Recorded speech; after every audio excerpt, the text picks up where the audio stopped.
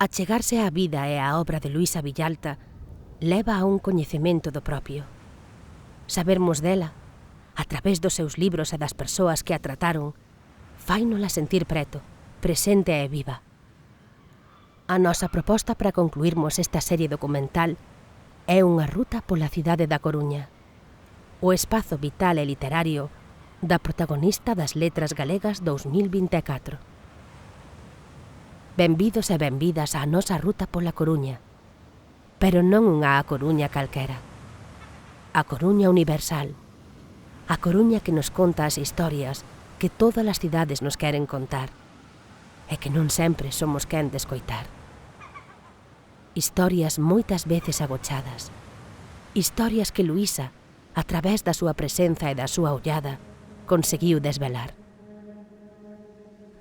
Do mesmo xeito que Maribel Longueira fixo un exercicio arqueolóxico fotografando os restos do papagaio, nesta ruta Nuria Vil e Andrea Quintana farán arqueoloxía pola cidade coa súa voz e co seu corpo. Este percorrido poético urbano créase a partir das conversas que mantivemos coas persoas que participaron en Luísa Villalta, a rebelión da palabra.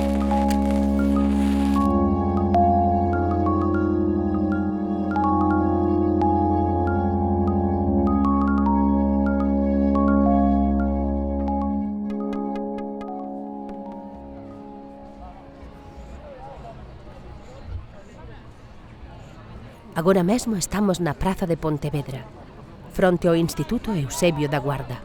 Luísa estudou aquí, e foi aquí tamén onde unha profesora de lingua e literatura destacou dela o seu don para a palabra. Hai mestras que deixan pegada, que saben ver máis alá. Souberon ver en Luísa o mesmo que ela soubo ver anos máis tarde no seu alumnado. Son moitos e moitas os exalumnos e exalumnas de Luísa que aínda a recordan con agarimo.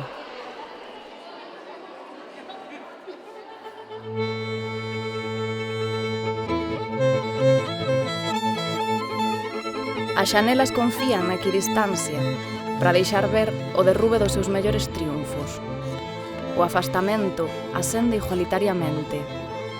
Eu, coa miña vertixe de arrastro, traspaso a beirarrúa en sombra para alcanzar a perspectiva da miña condición humana a ras de chan, onde o abismo suicida da consciencia sustenta o impagável dereito de asaltar os seus. Os elevadores non temen as caídas humanas. Traballan por gradación do apresuramento, encarcerando a vontade do paraíso que sube e baixa diariamente do inferno.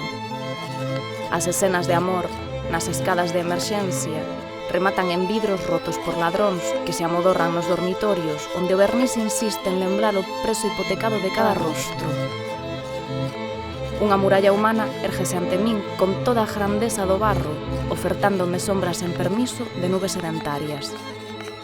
O lonxe, en órbitas dispares de xanelas equidistantes, descansan pequenas realidades, uniformes, exiliadas, infinitas repúblicas privadas. Eu, coa miña vertixe de arrastro, moro a ras de chan, humanamente.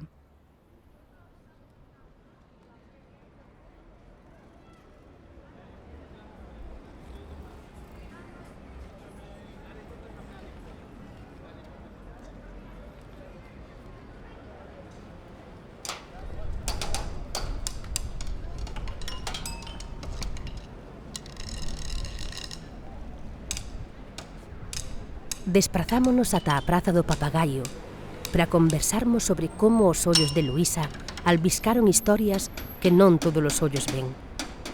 Luísa escarabellou na ferida da cidade. A idea do papagaio, evidentemente, xurde en principio de min, porque son a que empeza a facer fotografías cando se empeza a derrubar. E ademais é que tiñamos unha relación persoal moi forte co barrio. Nós coñecíamos a moitísimas das mulleres que había, que estaban aquí. Era unha relación íntima, de veciñanza total. Eu quería facer un libro, en principio, con 4 autoras e fotos do papagaio.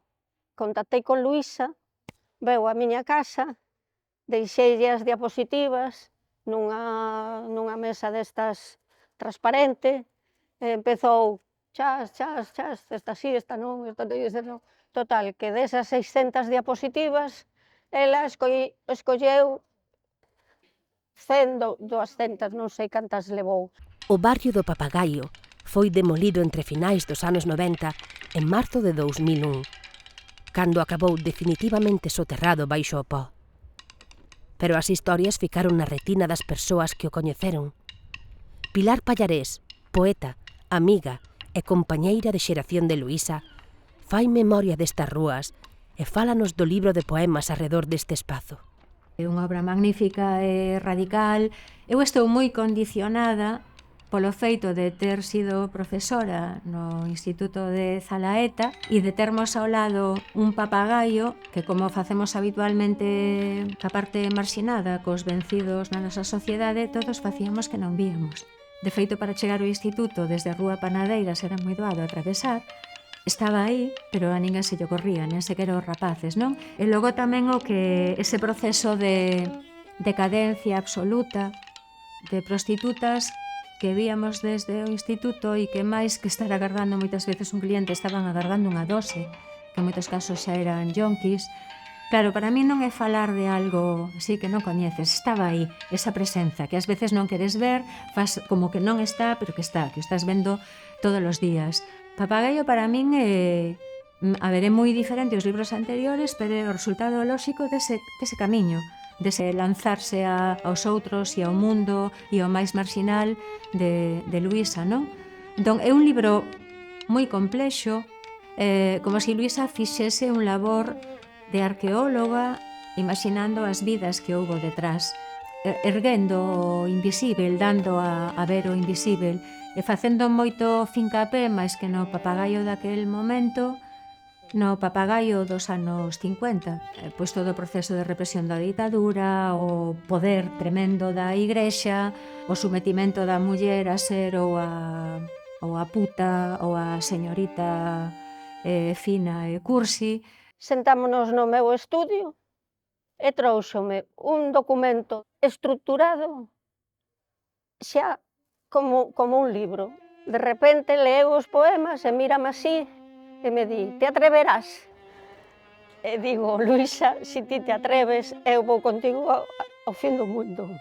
A miña interpretación do papagaio era que as paredes e todas as pinturas que eu fotografiaba e tamén os obxetos formaban parte da esencia das persoas que habían estado ali.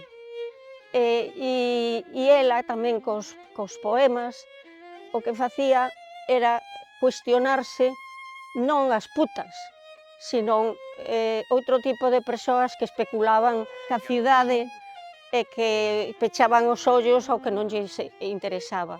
Luísa anticípase a un tipo de poesía que se vai facer despois dentro do que é todo o movimento, digamos, feminista, non? E pon en valor cara ao público e cara ao lector unha realidade oculta, ela saca a luz e a pon en primeiro plano. A min dá a sensación de que a poética de Luísa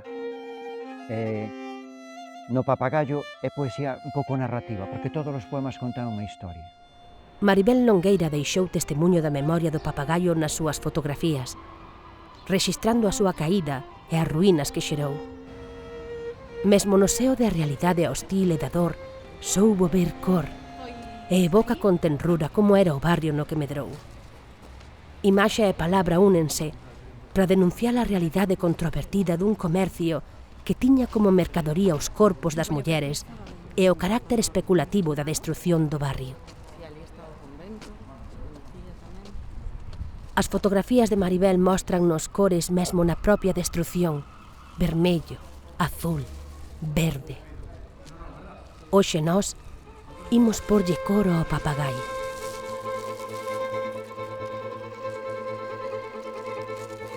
Subía o verán as escadas, entre as pernas abertas da cidade. O trolebús asmático ajatuñaba en Costa de Panadeiras até trousar algún vello solteiro, putañeiro sen tasa, fronte á farmacia, no campo da leña. O seu, marco azul pro perdón, ascendía baixo palio, como un ditador santificando os seus crimes, o empedrado da rúa do hospital, desde o mar Orsán, orixe da espuma ou semivital, cara o carmín prohibido do sexo das señoritas, sempre a flor de labio, boca, linfa, jorxa, o máis adentro posible. O papagaio mudo, caído entre as flores das meias verdades, tinxía de cores charramanceiras os dous lados do simulacro. Os anos 50 daquel século, unha porta verde na cronoloxía repintada, unha vez tras outra, da esperanza.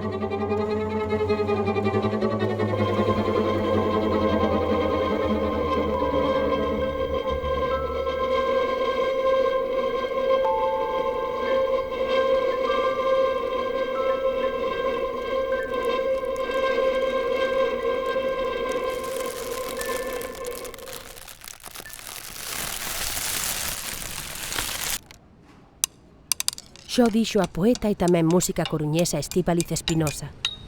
Luísa foi unha poeta non lida. As escritoras e escritores moitas veces van ceibando, van deitando pistas na súa literatura. Entón a min me chama a atención en Luísa, por exemplo, ten un verso que di: non leo, os libros perderon moito sal. Hai un desencanto coa literatura, ou quizáis coa literatura e co xornalismo, non? Non sei se iso porque ela sentíase pouco recoñecida, porque realmente era pouco recoñecida.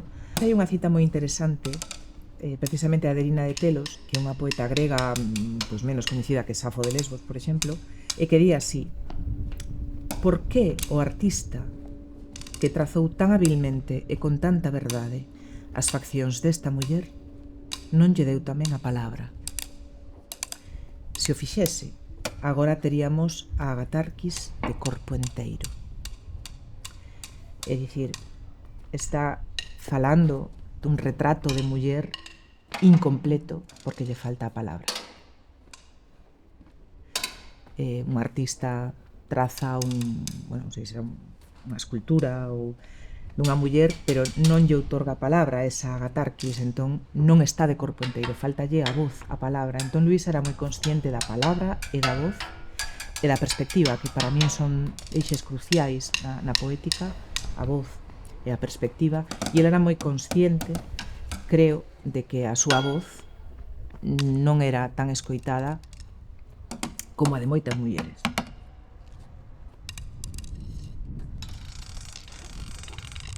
Celebramos a súa presenza entre os muros da cidade, os de fora e os de dentro, e celebramos a permanencia da súa obra escrita.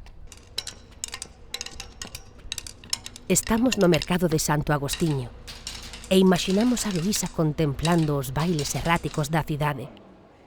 Enxergámola observando todos e cada un dos movementos das persoas. Luísa é un agasallo, e hoxe queremos agasallarvos coas súas palabras.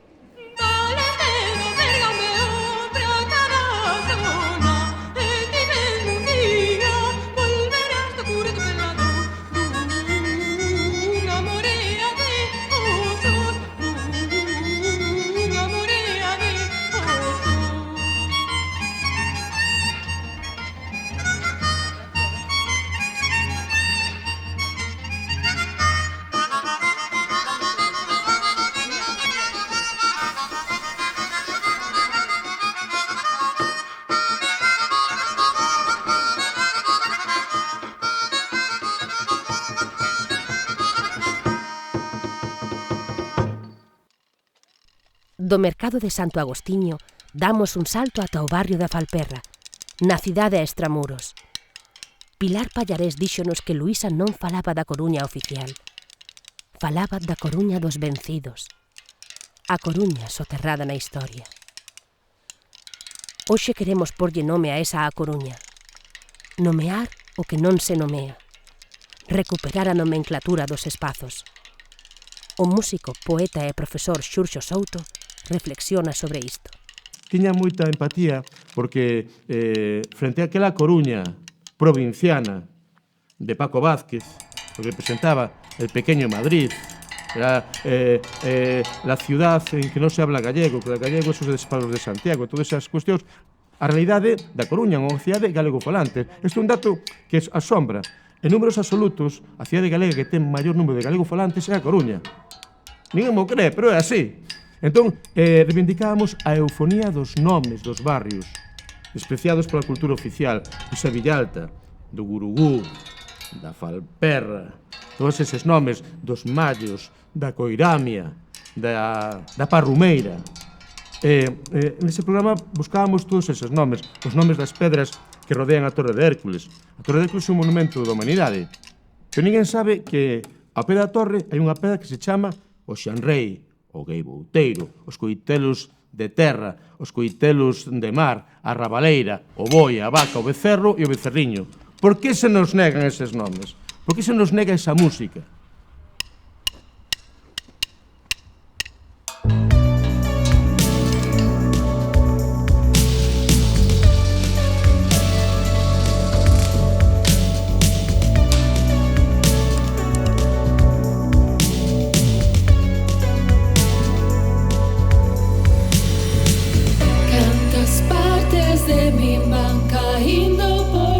Aprendín nomes como Maristas, Xardíns de Menéndez Núñez, Castelo de San Antón, Dique de Abrigo, Dársena, Cantón, Calle Real, Rúa Nova, Estrela, Rego d'Agua, María Pita, Cidade Bella, a Falperra, a Gaiteira, a Maestranza, Pisanas, a Pasaxe, o Polígono de Viña, a Sardiñeira, a Ponte da Pedra, a Torre, o Barrio das Flores, a Gra de San Amaro, Bien, o das Cadaveiras, a Recaberta, o Marzán, Ben, Mariñeiro, as Atochas, Maizado, Beiramar, Montserrat, a Xubia, Cal de Ameixeira, Viña, Zapateira, Canoa, Toiro, Louque, Toledo, Real,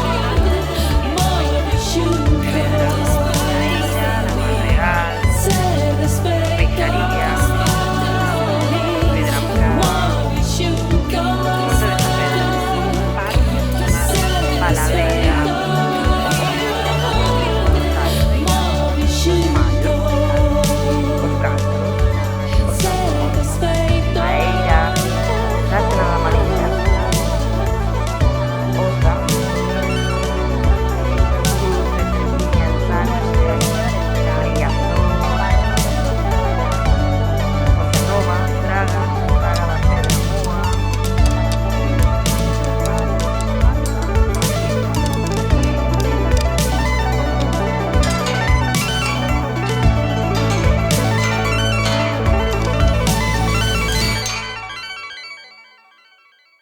No ano 1999, os mariñeiros de Baixura da Coruña saíron á rúa para protestaren polo seu traslado dende a Dársena da Mariña ás instalacións portuarias que se estaban a construir en Oza.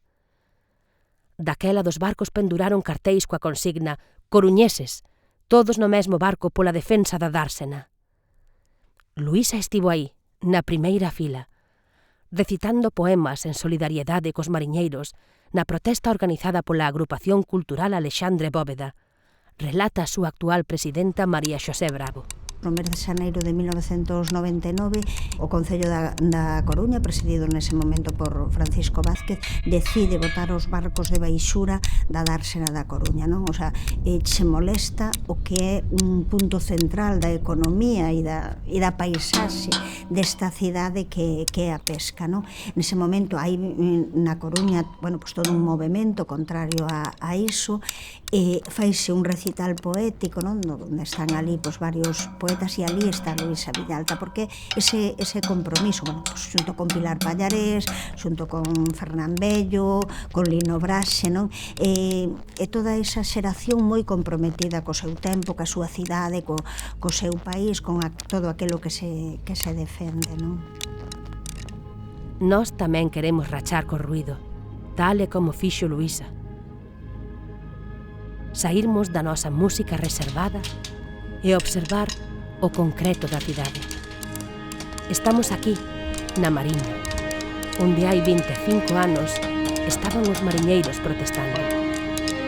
Estamos aquí, presentes, formando parte.